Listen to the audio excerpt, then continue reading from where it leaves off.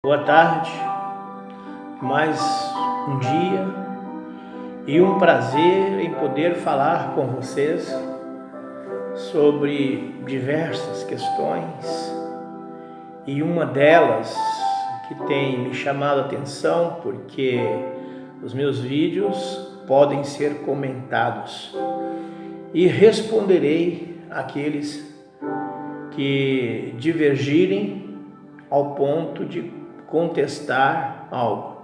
Mas se todas as divergências e comentários que forem feitos forem contrários à Escritura, então eu prefiro não avançar em discussão, porque a palavra de Deus, ela deve ser lida, compreendida, entendida. Ela não é para ser discutida, né?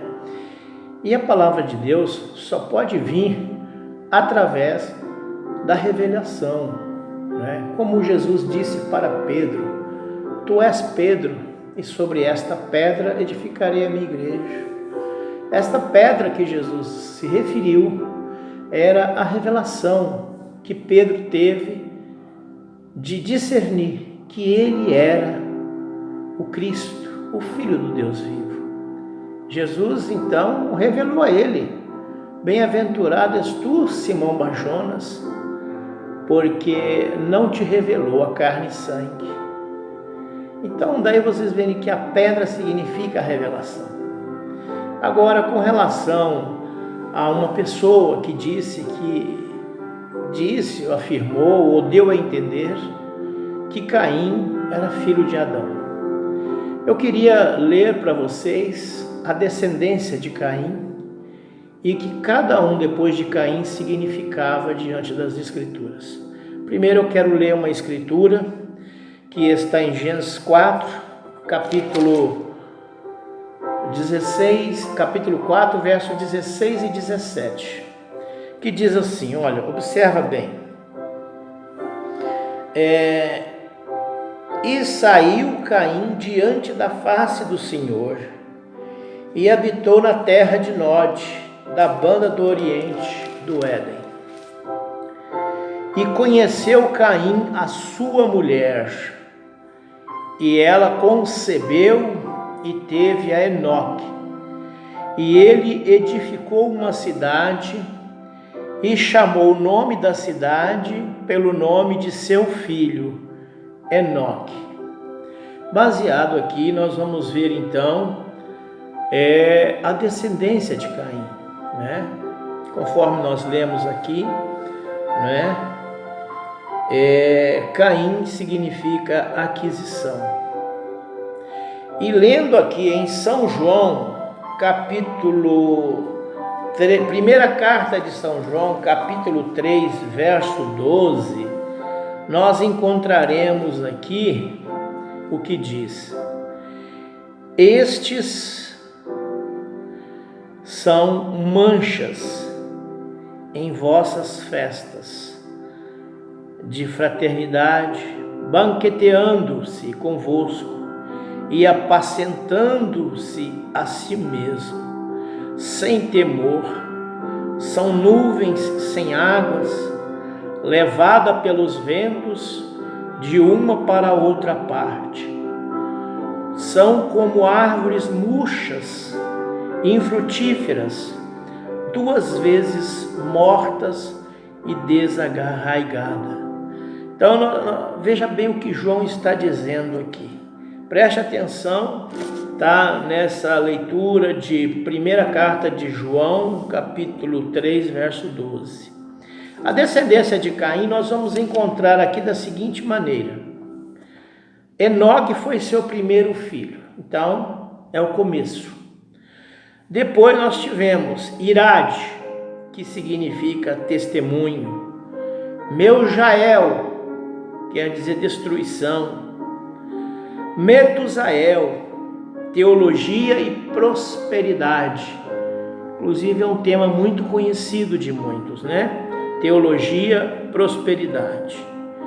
Lameque, poderoso e polígamo, né?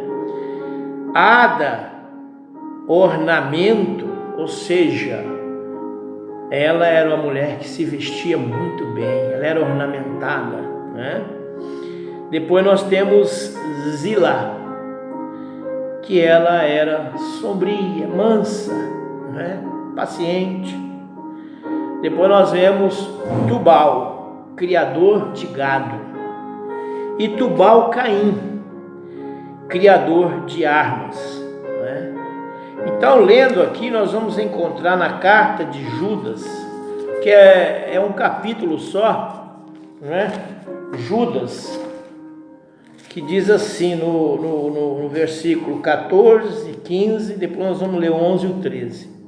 O 14 e o 15 diz assim: e destes profetizou também Enoque. Esse Enoque aqui é da descendência de Adão, não de Judas, que teve o primeiro filho e colocou o seu nome Enoque, mas aqui é o Enoque da descendência de Adão, né? Destes também profetizou Enoque, o sétimo depois de Adão, dizendo: eis que vim do Senhor com milhares de seus santos, para fazer juízo contra todos e condenar dentre eles todos os ímpios, por todas as suas obras de impiedade, que impiamente cometeram, e por todas as duras palavras que ímpios pecadores disseram contra ele. Estes são murmuradores, queixosos de sua sorte, andando segundo as suas concupiscências, e cuja boca diz coisas muito arrogantes, admirando as pessoas por causa do interesse. Aqui no versículo 11, aqui há uma advertência de Judas. Ai deles, porque entraram pelo caminho de Caim e foram levados pelo engano do prêmio de Balaão e pereceram na contradição de Corá. Estes são manchas em vossas festas de fraternidade, banqueteando-se convosco e apacentando a si mesmos sem temor. São nuvens sem água, levada pelos ventos de uma para outra parte.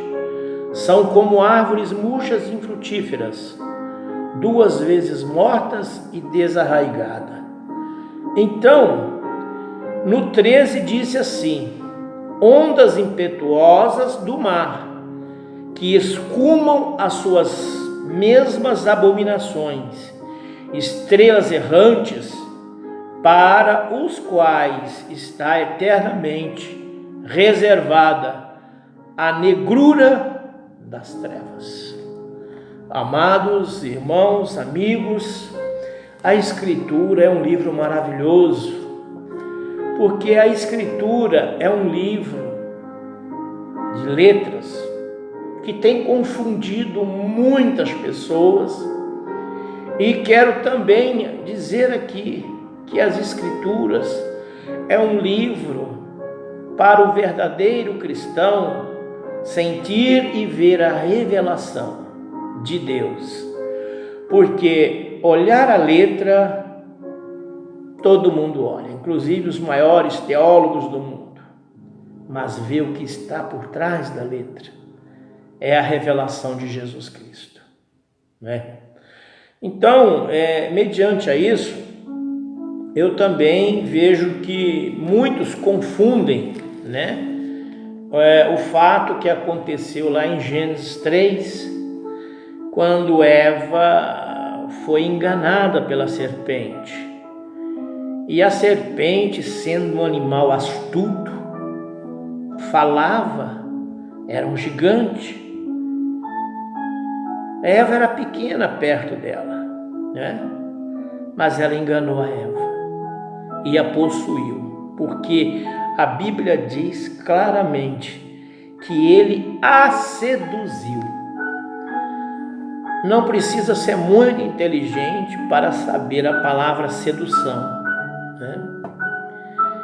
E quando ela foi seduzida, ela comeu do fruto, gostou e foi oferecer a seu marido Adão, que com ela comeu. Eu quero que vocês observem esta parte. A partir daí, 2 sementes foram colocadas no ventre de Eva. Mas alguém afirma que a semente foi colocada no ventre de Eva, da parte de Adão, depois que eles estavam fora do jardim. Óbvio, depois que eles estavam fora do Éden, Adão tornou a conhecer ela, mas lá diz, e Adão conheceu a sua mulher e ela teve a Caim. Só que eles não olharam lá atrás, porque lá atrás foi aonde foi consumado o pecado. E por ter consumado o pecado, Deus os expulsou do Éden, porque eles eram para continuar puros, sem conhecer a árvore da ciência do bem e do mal. Então, com isso, Eva já veio do Éden com uma semente no seu ventre, ou melhor, 2 sementes no seu ventre. Obviamente, sabemos que o pecado original foi gerado lá, né? Tanto é que nós vamos ver aqui que Caim, né, com essa palavra aquisição, ele adquiriu pela sedução Eva, né? Então, veja bem, quando nós percebemos do que houve, nós vamos ver muitas histórias. Há pessoas que não aceitam o fato de Caim não constar na genealogia de Adão. Mas a genealogia de Adão, ela mostra os filhos de Adão. Ela não mostra os filhos de outra ou de outro ser. Por isso que Caim não aparece na sua descendência. Porque Caim só fez obras más, mas os filhos de Adão fizeram obras agradáveis aos olhos de Deus. Tanto é que nós podemos até ver quando foi feito o primeiro altar da parte de Caim e da parte de Abel, e nós podemos ver a oferta que Deus se agradou e a que ele não se agradou, né? Abel fez uma oferta que Deus se agradou, oferecendo um cordeiro sem mácula, sem mancha. E ali naquele altar, ele derramou o seu sangue. Deus se agradou desse sacrifício, mas ele não atentou para a oferta de Caim. Essa foi a questão que Caim se revoltou e veio a matar seu irmão, né? Jesus, em São João 8,44, diz as religiões. Alguém diz que a maldição foi para os judeus. Não, foi para as religiões. Os sacerdotes, fariseus, saduceus, helênios, zelotes, que não aceitaram olhar a humildade de um homem, cuja esse homem era Deus encarnado, de acordo com São João capítulo 1 a seguir, que diz: no princípio era o verbo, ou seja, a palavra, e a palavra era Deus, e a palavra estava com Deus. E no verso 14 nós vamos ver, e a palavra se fez carne. É uma profecia lá do livro de Isaías, quando ele profetizou em Isaías 7, que uma virgem conceberia e daria à luz a um filho, e seu nome seria maravilhoso, príncipe da paz, Deus forte. Oh meu Deus, por que as pessoas não conseguem ler e pegar a mensagem que é dada a conhecer, né?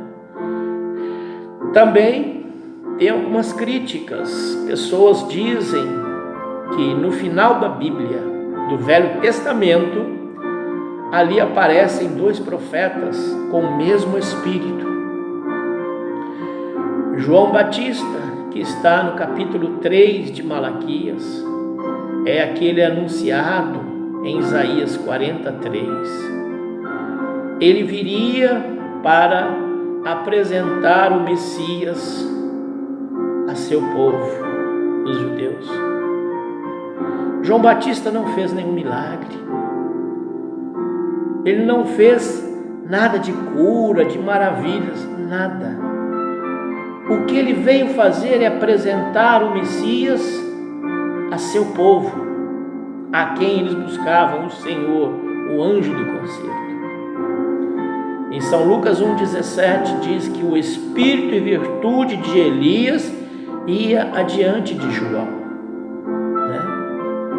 Então o ministério profético de Elias, o tisbita, que manifesta na terra 5 vezes, né? Nós vamos encontrar esse ministério 5 vezes, né? Eu até anotei aqui, tenho anotado aqui, esse ministério que seria 5 vezes. Observem, Elias o tisbita, ele foi manifesto lá em Israel, junto de Acabe e sua mulher Jezabel. Inclusive diz a Bíblia que é a única mulher que se pintou na Bíblia, porque ela vivia no paganismo. E por interesses de seu pai, ela se uniu a Acabe. Então a primeira vez que nós vamos encontrar a manifestação de Elias está no livro de 1 Reis, capítulo 17, verso 1. Depois que Elias se acendeu numa carruagem de fogo, ali veio Eliseu, conforme 2 Reis, capítulo 2, verso 15. Elias não fez milagres, mas Eliseu fez muitas maravilhas e milagres como profeta. E na Bíblia tem vários relatos. Um que me chama a atenção é quando Naamã foi ter com Elias devido à lepra que ele tinha. Ou melhor, Eliseu.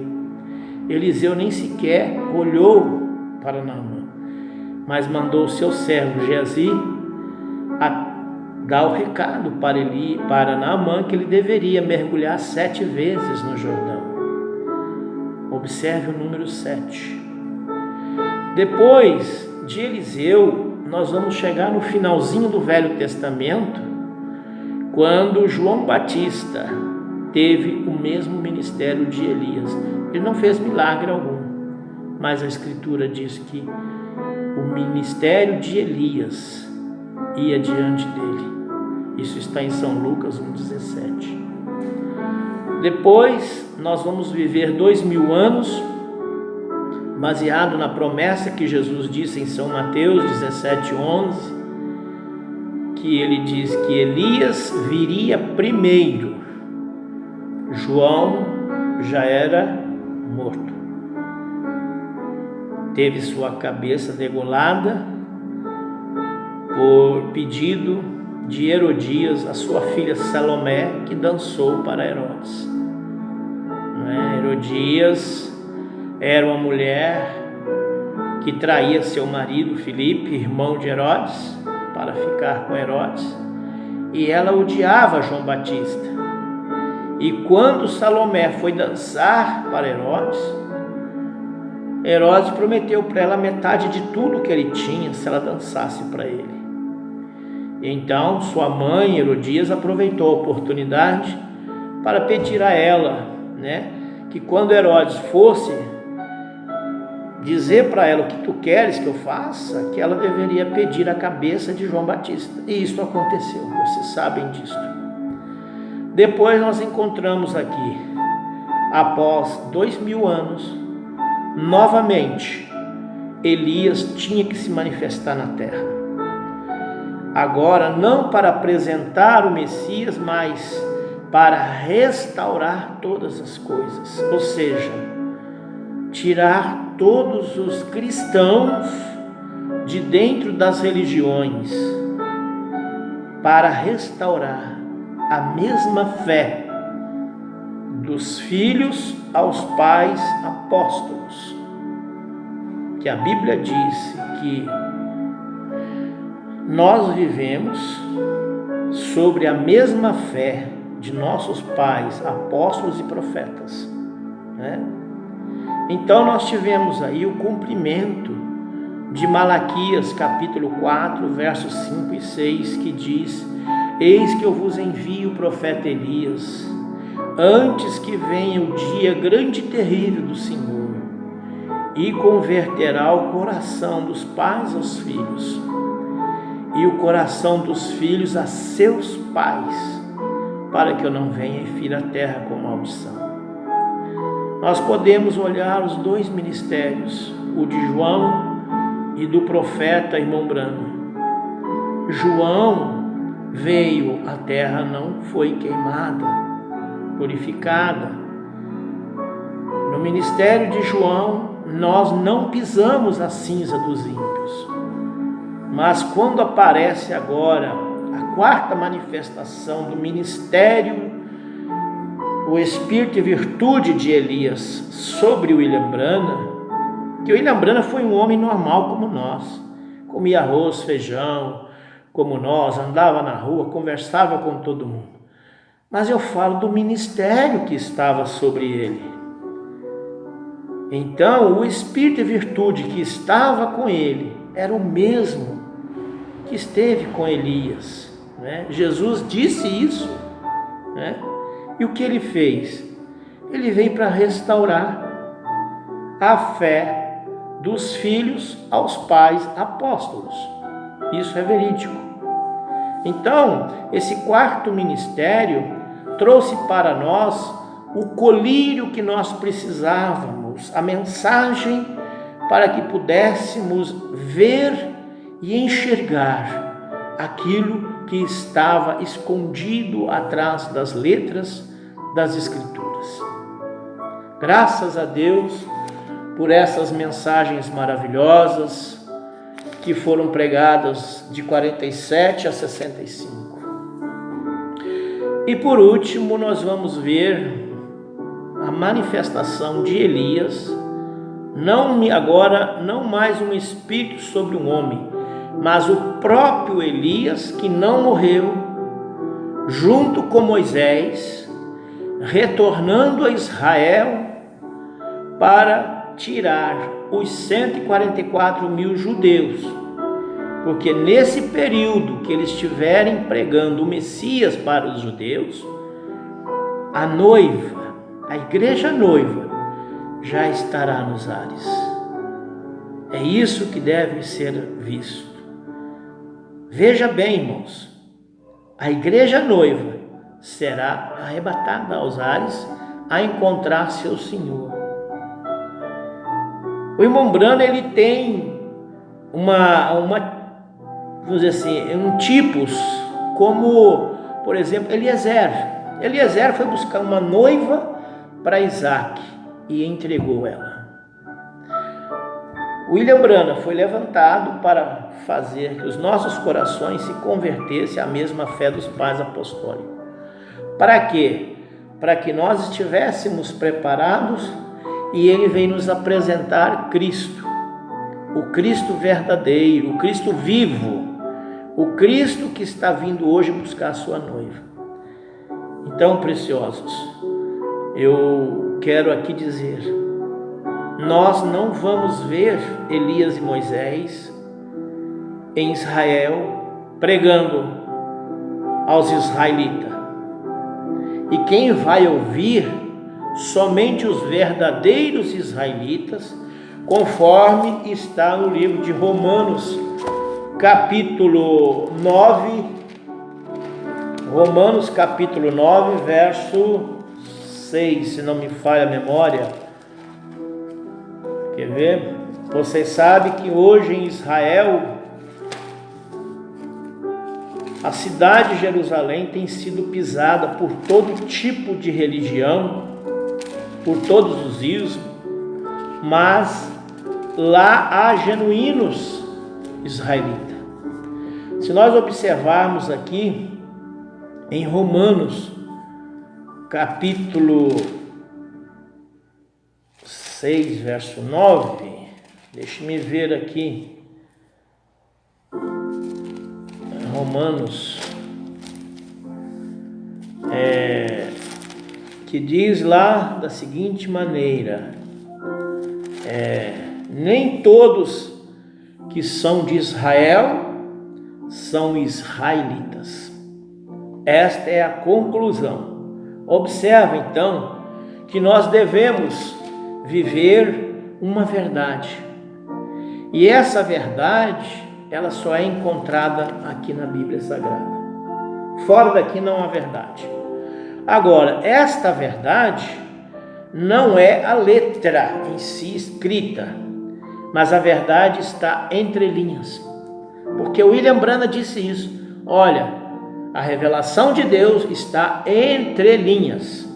Então, irmãos, eu concluo a Escritura Sagrada aqui para confirmar o que foi dito aqui. Você preste atenção nesse vídeo.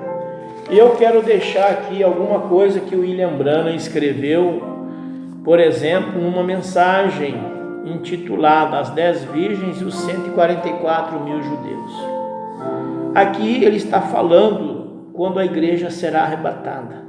Ele diz no parágrafo 96: esta é a maneira que a igreja será raptada nos ares.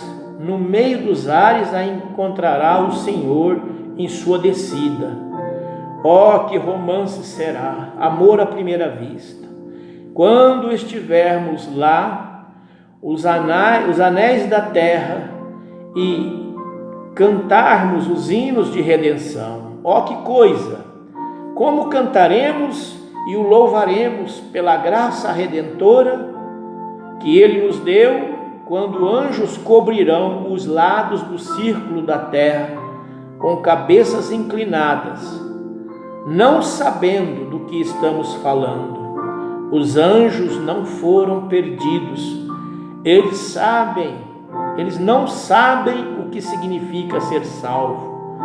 Nós éramos os que estavam perdidos. Nós éramos estes. Entenderemos então que coisa horrível estava diante de nós. E Ele nos redimiu pelo seu sangue de toda tribo, língua e nação. Que dia de regozijo será! Glória a Deus. Na mensagem Sede, eu quero citar isso aqui para que vocês saibam, né? A mensagem Sede, parágrafo 15, William Branham pregando-lhe: percebemos que o juízo está caindo. E está caindo. Observe, grandes falhas geológicas estão desmoronando, e a nação está tremendo, e terremotos em vários lugares. Grandes coisas históricas de que ouvimos nos dias passados de juízo, através da Bíblia de Deus, e vemos se repetindo hoje. A profecia dizendo: como aconteceu nos dias de Noé, assim será na vinda do Filho do Homem. Como aconteceu nos dias de Ló, assim será na vinda do Filho do Homem. E vemos isso acontecendo agora. Homens desmaiando, perplexidade dos tempos, angústia entre as nações. Deus, sabemos que estamos no tempo do fim. Amados amigos, amados irmãos, que a graça de Deus possa estar com vocês. Medite nas Escrituras, elas testificarão que Jesus Cristo é o mesmo ontem, hoje e eternamente. Deus nos abençoe em nome de Jesus Cristo.